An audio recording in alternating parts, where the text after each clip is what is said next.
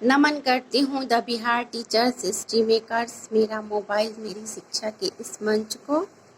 साथ ही अभिनंदन करती हूँ इस मंच से जुड़े सभी साथी शिक्षकों का।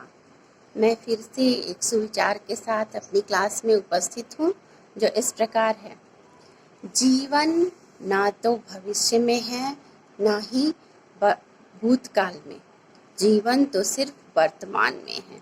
तो आइए हम इस वर्तमान काल का सदुपयोग करके अपने जीवन को उज्जवल बनाते हैं, अर्थात अपनी शिक्षा की शुरुआत करते हैं।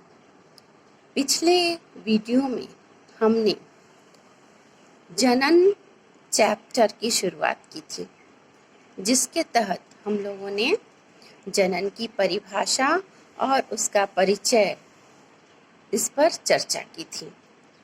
आइए अब उससे आगे हम जानते हैं।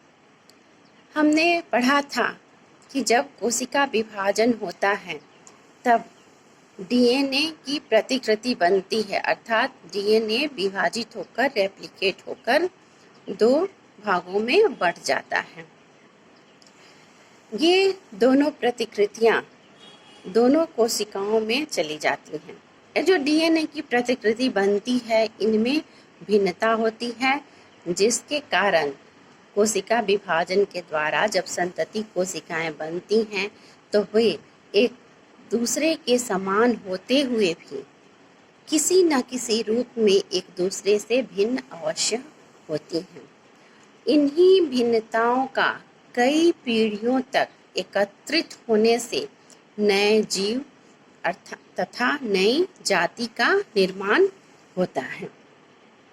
जनन क्रिया द्वारा जीवों की व्यष्टियां एक स्थान पर एकत्रित होकर समष्टि का निर्माण करती हैं। व्यष्टि का अर्थ होता है एक अकेला जीव। सिर्फ एक जीव को व्यष्टि कहते हैं और जीवों के समूह को समष्टि कहा जाता है। इस प्रकार जनन क्रिया के द्वारा किसी स्थान पर जातियों का अस्तित्व बना रहता है, कायम रहता है। परंतु जीव जिस वातावरण में रहता है वह वातावरण परिवर्तनशील होती है, अर्थात उस वातावरण में किसी न किसी प्रकार का प्राकृतिक रूप से परिवर्तन होते रहता है।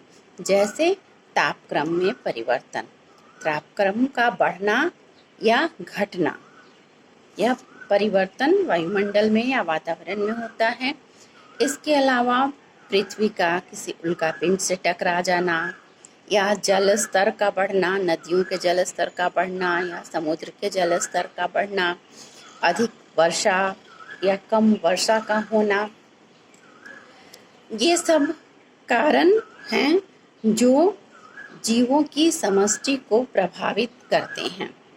इन कारणों से समष्टि या तो आंशिक रूप से या फिर पूर्ण रूप से नष्ट हो सकती है।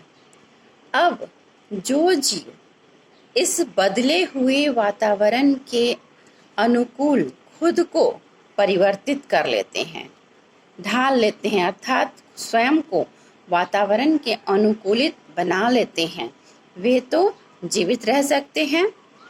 जो स्वयं को वातावरण के परिवर्तनों के अनुकूल नहीं बना पाते हैं, अर्थात वातावरण के प्रति अनुकूलित नहीं होते हैं, वे नष्ट हो जाते हैं।